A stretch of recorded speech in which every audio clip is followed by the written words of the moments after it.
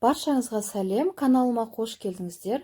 Бүгін сіздермен жасалу жолы оңай, өте дәмді, қолда бар азық-түліктен жасалатын престиж салатын дайындаймыз. Достар, менің видеомды соңына дейін қарап шығыңыздар. Бізге қажетті азық-түлік ол асылған ет, менде сиырдың еті, 2 ас қасық қаймақ, тұз, бұрыш, көк пияз, қияр, қызанақ және светофор бұрышы.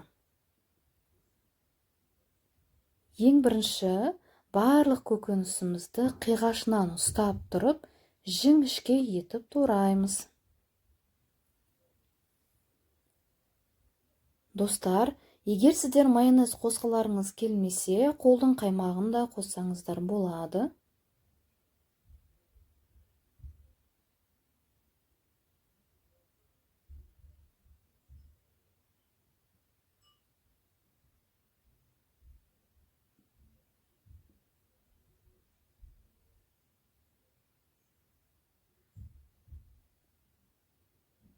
Қызанақтың осылай ортасын алып тастайсыздар.